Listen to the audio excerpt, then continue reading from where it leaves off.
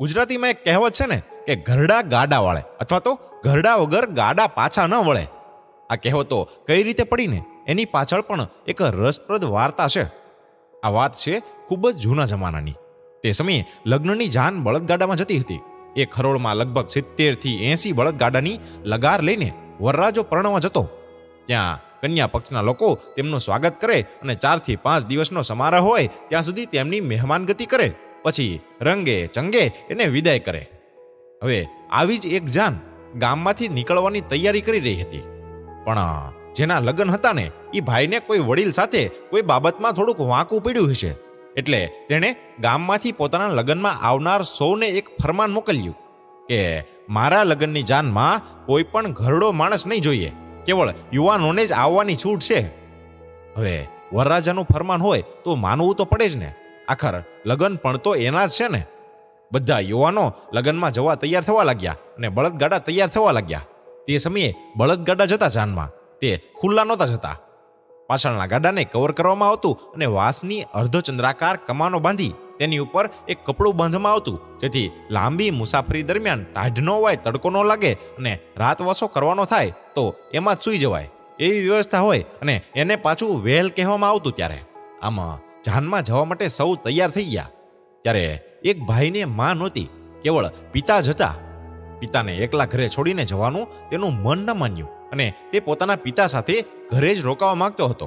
પરંતુ તેના પિતાએ કહ્યું કે બેટા તું જા, ગાડું તૈયાર કર, હું પણ સંતાઈને તારી સાથે આવીશ, જેથી તારો શોખ પણ પૂરો થઈ જાય અને મને એકલા અહીંયા રહેવું પણ ન પડે અને તને પાછો અફસોસ પણ ન થાય.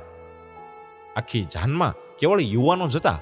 પેલા ભાઈના પિતા પણ છુપાઈને ગાડામાં ભરાઈ ગયા ક્યાંક અને કોઈને ખબર પણ ન પડી. આમાં આ સંઘ ચાલ્યો.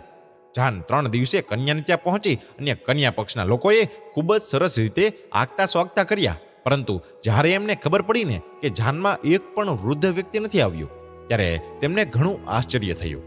અને 4 દિવસ પછી બધી રસમો પૂર્ણ થઈ અને કન્યા વિદાયનો સમય આવી પહોંચ્યો. એમાં કન્યા પક્ષના લોકોને વર પક્ષની પરીક્ષા લેવાનું મન થયું, એટલે તેમને એક શરત મૂકી કે અમારી કન્યા ત્યારે જ વિદાય થશે જ્યારે કન્યાના ઘરની આગળ રહેલા કૂવાને તમે આખો ઘીથી ભરી દેશો.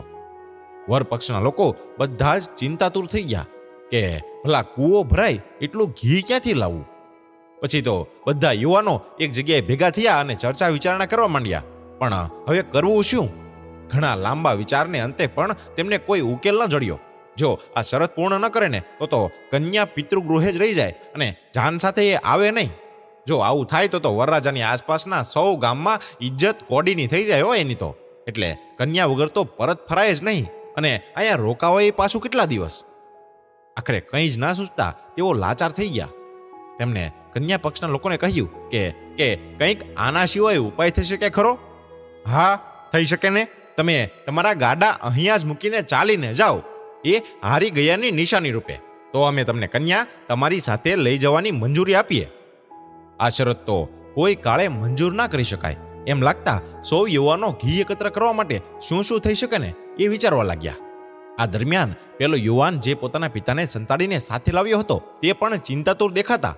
પિતાએ તેને પૂછ્યું કે શું થયું છે બેટા? જાન ઉગલામાં આટલી બધી વાર કેમ લાગી રહી છે અને તું આમ આટલો ઉદાસ કેમ છે? શું થયું છે એ તો મને કે. છોકરાએ આખી વાત વિગતવાર પોતાના પિતાને કહી. પિતા બોલ્યા, બસ આટલી જ વાત છે. તું વરરાજાને જઈને કે આ સમસ્યાનો ઉપાય છે, પરંતુ ઉપાય મારા પિતા પાસે છે જેમને હું છુપાવી છે અહીંયા લઈ આવ્યો છું. પણ એમની પણ એક શરત છે જેના વિશે તેઓ ખુદ કહે છે. છોકરો ડરતો ગયો અને વાત કહી. પહેલા તો સૌ તેના પર ગુસ્સે થયા, પછી કહ્યું કે તારા પિતાને બોલાવ, આપણે પણ જોઈએ કે તેઓ પણ આ સમસ્યાને કઈ રીતે સુલઝાવે છે. અને છોકરાના પિતા આવ્યા અને પોતાની વાત રજૂ કરી. પણ એને કીધું કે મારી શરત આ મુજબ છે કે આજ પછી ક્યારેય પણ ઘરડા લોકોનું અપમાન ન કરવું, તેમની વાત હંમેશા માનવી. જો મારી વાત મંજૂર હોય તો જ હું તમને ઉપાય કહું. પણ જીવ પર આવેલો વરરાજો બોલી ઉઠ્યો કે ભલે તમે કહો છો એમ જ થશે. હવે તમે આ સમસ્યાનો ઉકેલ જણાવો અમને જલ્દીથી. પછી એ બોલ્યા કે હું એ કન્યા પક્ષના લોકો સમક્ષ જણાવીશ, આમ તો હું નહીં કહું. હારેલા થાકેલા વરરાજા પાસે બીજો કોઈ વિકલ્પ જ ન હતો, એટલે તેણે પણ મંજૂરી આપી. પછી સૌ વડીલની આગેવાનીમાં કન્યા પક્ષના લોકોને મળવા ચાલ્યા. જાનૈયાઓએ સીધા જ કન્યા પક્ષના લોકો સમક્ષ પહોંચી ગયા અને વડીલે કહ્યું કે અમને વર પક્ષનાને તમારી શરત મંજૂર છે. અમે આખા કૂવાને ઘીથી ભરી દઈશું, પરંતુ સામે અમારી પણ એક શરત છે કે અમને કૂવો તદ્દન ખાલી જોઈએ છે. જો તમે કૂવાને ખાલી કરી દો તો અમે એને ઘીથી ભરી દઈશું. કન્યા પક્ષના લોકો ખૂબ ખુશ થઈ ગયા, કહેવા લાગ્યા કે આ તમારી પરીક્ષા હતી. તમે કેવી રીતે એનો ઉકેલ મેળવો છો એ અમારે જોવું હતું, બાકી કૂવો કાંઈ ઘીનો થોડો ભરાય. પછી તો વરરાજાએ અને બીજા જુવાનિયાઓએ મળીને વડીલને ઉચકી લીધા. ત્યારબાદ કન્યા પક્ષના લોકોએ વર પક્ષનાને અનેક ભેદ સોગાદો આપી રંગે ચંગે વિદાય આપી. બસ ત્યારથી જ કહેવત પડી ગઈ કે ઘરડા વગર ગાડા પાછા ન વળે હો. વડીલો સમસ્યા નહીં, ઉપાય છે. વડીલો જવાબદારી પણ નહીં, તમારા અસ્તિત્વનું કારણ છે. અને આપણા સૌ સિનિયર સિટીઝને વંદન છે. જો મિત્રો તમને આ વિડીયો ગમ્યો હોય તો વધુમાં વધુ શેર કરી, લાઈક કરી અમારા પેજને ફોલો અથવા તો સબસ્ક્રાઇબ કરવાનું ન ભૂલતા. ધન્યવાદ.